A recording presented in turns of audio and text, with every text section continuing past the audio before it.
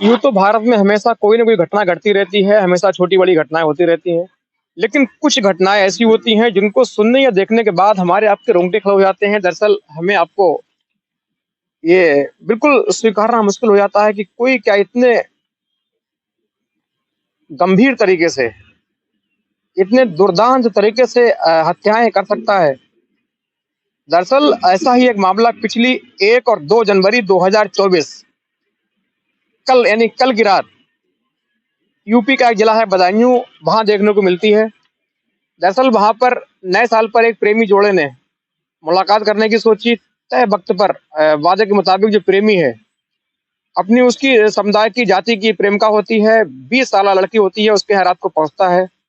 लेकिन सुबह 4 बजे के आसपास जो परिजन है, लड़की के घरवाले हैं, वो जाग जाते हैं। जब जागते हैं, कोई आहट होने पर उनकी आँख खुलती है, वो देखते हैं तो मौके पर दोनों को रंगे हाथ पकड़ लेते हैं। उसके बाद हैवानियत का वो नंगा नाच होता है, ऐसा गंदा शैतानी खूनी खेल होता है, जिस किसी ने देखा, सुना, उसके रोंगटे खड़े हो गए। दरअसल इन दोनों को लड़की के परिजनों ने पहले भैंस गाय बांधने वाला जो खूंटा होता है, जो लकड़ी जमीन में गड़ी होती है, उससे रस्सी के सहारे बांधा। एक जानवरों की तरह उनको पहले खूंटे से बांधा गया। उसके बाद दोनों की फावड़ों से काट काट कर, गला काट कर, निर्दयता से, निर्मम तरीके से, शैतानियत की, बहसियत की सारी हदें पार करके उनकी हत्या की गई। और सुबह जब हुई तो सीधे जो हत्यारा है, उसी फावड़े, आला कत्ल है, उस फावड़े को लेकर सीधे बिसौली कोतवाली पहुंचता है। अपने आप को पूरी घटना बताकर सरेंडर कर देता है। घटना सुनने के बाद जो पुलिसमैन है, उनके भी होश फाख्ता हो जाते हैं। आनंद फानन में तमाम बड़े अधिकारियों को सूचना दी जाती है। खुद वरिष्ठ पुलिस अधीक्षक डॉक्टर ओपी सिंह सहित तमाम पुलिस फोर्स है घटना स्थल पर पहुंचता है, दोनों की बॉडी को कवर करता है, दोनों का पंचनामा भरता है, सीधे पोस्टमार्टम के लिए भेज देता है। अब जानते हैं तफसील से इस घटना के बारे में। दरअसल पिछली 1 और 2 जनवरी की दरमियानी रात 2024 यानी नए साल के उपलक्ष्य में ये घटना घटती है। यूपी का जिला है बदायूं। बदायूं में कोतवाली है, बिसौली, माफी चाहूंगा, बिसौली। बिसौली में एक गांव आता है परौर। वहां एक कम्युनिटी होती है। उस कम्युनिटी में आपस में ही दो लोग, एक 22 वर्षीय लड़का और 20 वर्षीय लड़की, इनका पिछले कई दिनों से प्रेम प्रसंग चल रहा था। दोनों के बीच प्रेम संबंध चल रहे थे। दोनों का जो प्रेम संबंध है, वक्त के पहिए के साथ उनका जो प्रेम संबंध है लगातार गाढ़ा हो रहा था। इश्क उनका और गहराता जा रहा था। हालांकि इसकी जो भनक है, आसपास के लोगों को भी थी, कहीं ना कहीं इसकी भनक उनके घर वालों को भी थी। कई बार उन्होंने इसके लिए मना भी किया। लड़की के घर वालों ने बाकायदा लड़की को कई बार मना किया, समझाया, लेकिन कहते हैं इस का जो भूत है, जो जुनून है, वो सर चढ़कर बोलता है, वो किसी की सुनता नहीं है। इसी क्रम में यही यहाँ भी हुआ। लड़की जो है किसी हद तक मानने को तैयार ना थी। लड़का भी लड़की को छोड़ने के लिए तैयार ना था। दोनों ने शादी की कसम खा रखी थी। क्योंकि दोनों सेम बिरादरी के थे तो शादी होने में अड़चन नहीं थी। लेकिन आमतौर पर ये समाज है, यहाँ प्यार करके शादी करना या गुनाह जुर्म माना जाता है। यहाँ भी ऐसा ही हुआ।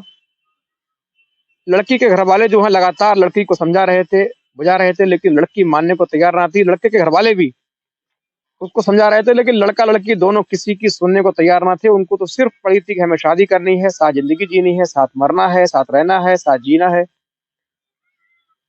उनकी हमेशा घंटों फोन पर बातें होती, कभी कभार मुलाकात भी होती।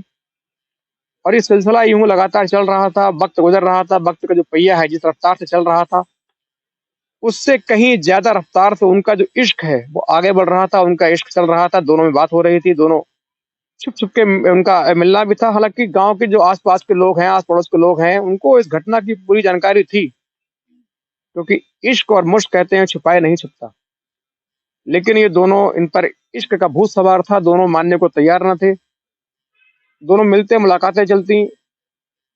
इसी क्रम में जब नई साल आती है, यानी 2024 का आगाज आने वाला आता है, उससे पहले ही दोनों ने वादा किया कि नई साल पर, नव वर्ष पर हम एक दूसरे को नई साल की मुबारकबाद मिलकर देंगे, पास आमने सामने बैठ कर देंगे। इसीलिए दोनों ने वादा किया कि देर रात जब सारे परिजन सो जाएंगे, उसके बाद तुम चुपके से आना, मैं कुंडी खोल दूंगी और सीधे अंदर आके हम लोग बैठकर बात करेंगे और नए साल की मुबारकबाद देंगे। लिहाजा उन्होंने 1 जनवरी की रात को चुना। 1 जनवरी को रात आम दिनों की तरह जो मृतका लड़की है उसके घरवाले जो परिजन हैं, वो खाना खाते हैं, शाम को लड़की खाना बनाती है, माताजी के साथ पूरी हेल्प करती है, रोटी चपाती साग-सब्जी बनती है, जो घरवाले हैं वो आराम से खाना खाते शाम को खाते हैं। उसके बाद लड़की चाय बनाती है, चाय सबको देती है, सारा घरवाले जो बड़े-बड़े लोग हैं वो चाय पीते हैं। उसके बाद लोग जो हैं आपस में अपने-अपने मोबाइल में मशगूल हो जाते हैं, मशरूफ़ हो जाते हैं यानी बिज़ी व्यस्त हो जाते हैं, मोबाइल चलाते हैं। उसके बाद कुछ देर के बाद क्योंकि सर्दी का वक़्त है, गाँव का इलाका होता है, वहाँ गाँव के लोग हैं, बहुत जल्दी लगभग 8 बजे के आस-पास जो गाँव के लोग हैं, लगभग मेरे ख़्याल से 90% लोग गाँव के सो जाते हैं, जो एज्ड लोग हैं। और शहर के लोग भी सर्दी मेरे ख़्याल से लगभग 10 तक 11 तक सो जाते हैं। जो मोबाइल चलाने के शौकीन हैं, उनकी तो बात मैं नहीं कर सकता, लेकिन आम लोग 10-11 तक शहर के सो जाते हैं और गाँव के लोग 8 बजे के आस-पास अमूमन सोना पसंद करते हैं क्योंकि उनको जल्दी सुबह 6 बजे, साढ़े 5 बजे उठना होता है। शहर के लोग सुबह 9-10 तक उठना पसंद करते हैं। लिहाज़ा 8 बजे के आस-पास तमाम लोग हैं, गाँव के, वो सोने के लिए चले जाते हैं घर के लोग। लड़की भी सोने का बहाना करके अपने कमरे में चली जाती है और आने वाले जो उसका पल है, उसका इंतज़ार कर रही होती है। बहुत खुशी थी कि उसका प्रेमी आज उसे मिलने आएगा, नई साल की मुबारकबाद देगी। सुबह अच्छे से नए कपड़े पहने, अच्छे से नहा धोकर तैयार हुई। उसके अंदर इश्क का जुनून था, उसको अपने प्रेमी से, आशिक से मिलना था। इसीलिए अच्छे से तैयार हुई, अच्छे कपड़े पहने, शाम को खाना बना, पूरे घरवालों ने खाना खाया। उसके बाद ये सब सोने चले जाते हैं। उसके बाद रात का जो पहर है लगभग गुज़र रहा था, 11-12 का वक़्त हुआ। घड़ी की जो सुई है लगातार आगे बढ़ रही थी, घड़ी में 12 बजे का वक़्त हो रहा होगा। उसके बाद लड़की प्रेमी को चुपचाप फ़ोन करती है कि सभी लोग, क्योंकि इससे पहले लड़की कई बार बाथरूम जाने के बहाने उठती है, ये चेक करती है, एकदम श्योर हो जाती है कि कहीं कोई जाग तो नहीं रहा। लड़की देखती है, कई बार बाथरूम होकर आई, देखा कि तमाम लोग खर्राटे मारकर सो रहे हैं, बिल्कुल नींद में, गहरी नींद में है। चूँकि सर्दी का वक़्त है तो नींद भी अच्छी आती है, लिहाफ़ ओढ़कर, ब्लैंकेट ओढ़कर लोग सो जाते हैं तो आहट का थोड़ा आभास कम हो पाता है। गर्मियों के मुकाबले सर्दी में नींद भी अच्छी आती है और जब रज़ाई या ब्लैंकेट हम लोग ओढ़ लेते हैं तो थोड़ा आहट जो होती है उसकी खबर भी थोड़ी कम हो पाती है। लिहाज़ा लड़की आराम से ये पूरी तरीक़े से आश्वस्त हो चुकी थी कि ये हमारे घरवाले जो परिजन हैं, बिल्कुल बेफ़िक्री के सो रहे हैं। अब इस बिल्कुल ये सही वक़्त है प्रेमी को बुलाने का। वो फ़ौरन फ़ोन पर प्रेमी को अपनी हर जानकारी दे रही थी। उसने कहा ठीक है, अब आ जाइए। उधर प्रेमी भी अपने यहाँ करवटें बदल रहा था, उसका वक़्त नहीं कट रहा था। कैसे-कैसे जागते उसने वक़्त काटा कि आज अपनी प्रेमिका से मिलना है। मिलने की खुशी में उसने ठीक से खाना भी नहीं खाया और रात को जल्दी सबसे अलग सोने के बहाने से चला गया। बहुत मुश्किल से उसका ये वक़्त कटा रात के 12 बजे। 12 बजे के बाद लड़की ने फ़ोन किया, उधर लड़के ने फ़ौरन फ़ोन देखा तो वो समझ गया कि हाँ, अब मिलने का वक़्त है। फ़ौरन उठ जाता है, बात करता है, लड़की कहती है ठीक है। लड़की उसको सिग्नल देती है, आ जाइए, सब लोग सो चुके हैं, अंधेरा भी काफ़ी हो चुका है। रात का दूसरा पहर भी लगभग आधा हो चुका है, फ़ौरन अब आ जाइए। लड़का होता है पहले से ही तैयार बैठा था, मिलने की खुशी थी, फ़ौरन भागा-भागा चुपचाप, खामोशी से, बड़े शांत अंदाज़ में, तेज़ी से, लंबे कदमों से लड़की के घर की ओर आता है। लड़की जैसे ही घर आता है, लड़की धीरे से गेट खोल देती है, लड़का सीधे अंदर दाखिल हो जाता है। उसके बाद ये दोनों आपस में बैठते हैं, गले मिलते हैं, बातें करते हैं। उसके बाद दोनों में काफ़ी देर तक बातें हो रही थी, प्यार-मोहब्बत की बातें होती हैं, नए साल की मुबारकबाद दी होगी।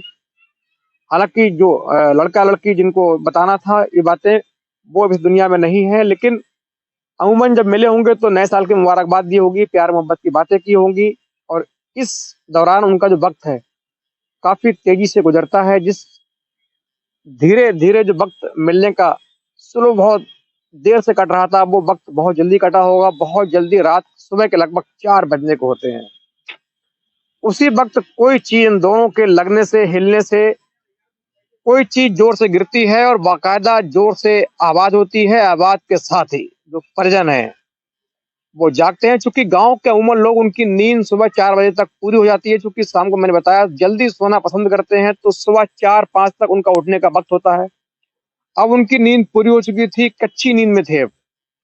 तभी ज़ोर से आहट हुई, फ़ौरन जो परिजन हैं, वो जाग जाते हैं। चूँकि जो रास्ता है, वो सीधे परिजनों के पास से होकर घुसने का, लड़की के रूम में वहां तक जाने का था और कहीं से निकलने का रास्ता था नहीं, लिहाजा लड़का वहीं फंसा रहा। जब परिजन उठे, उन्होंने देखा कि जहां से आवाज आई, जिस ओर से आवाज आई, फौरन उसी लड़की के कमरे की तरफ पहुंचते हैं।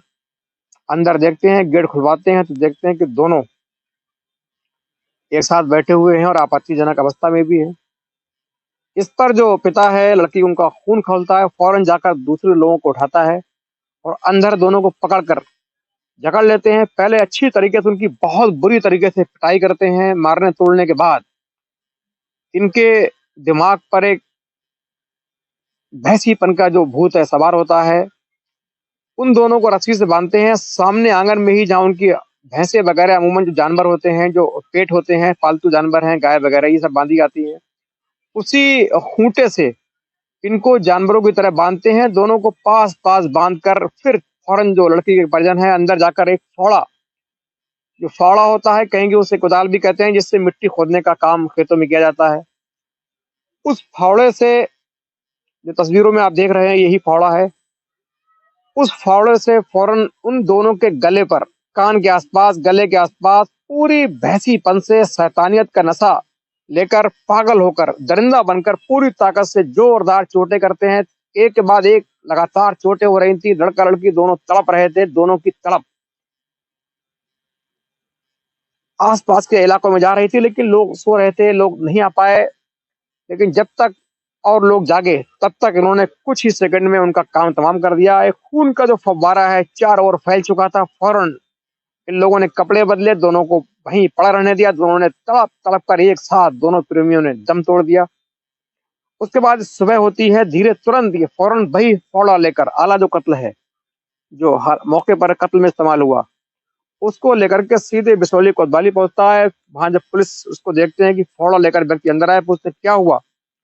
बंदा साहब, मैंने अपनी बेटी और उसके प्रेमी का कत्ल किया है, मुझे गिरफ्तार कर लीजिए, मैं अपना जुर्म कबूल करता हूँ। सुनने के बाद वहां जो पुलिस ड्यूटी पर होते हैं, उनके होश फाख्ता हो जाते हैं। आनंद फानन में तमाम जो अधिकारी हैं उनको खबर दी जाती है। तमाम बड़े अधिकारी, डॉक्टर ओपी सिंह, जो बड़े कुशल वरिष्ठ पुलिस अधीक्षक बदायूं हैं, काफी कुशलता के लिए जाने जाते हैं। सही वक्त पर सही फैसला, काफी तेज तर्रार, ईमानदार पुलिस कप्तान है। मौके पर पहुंचते हैं, घटनास्थल का मुआयना करते हैं और जो दोनों की डेड बॉडी है उसको लेकर पंचनामा भर के सीधे पोस्टमार्टम के लिए भेज देते हैं। दोस्तों, ऐसी घटनाएं सुनाने का मतलब हमारा किसी को किसी प्रकार से हताहत करना नहीं है, बल्कि हमें ये बताना है कि ऐसी घटनाओं से संज्ञान लेकर आप खुद को, अपने परिवार को, परिवेश को सुरक्षित और हिफाजत में रख सकते हैं। इन घटनाओं से संज्ञान लेकर के आप अपने परिवार की हिफाजत कर सकते हैं, खुद की, खुद के परिवार की, आपके जो फैमिली मेंबर्स हैं उनकी हिफाजत कर सकते हैं। ऐसा ही हमारा उद्देश्य है, यही हमारा मतलब है।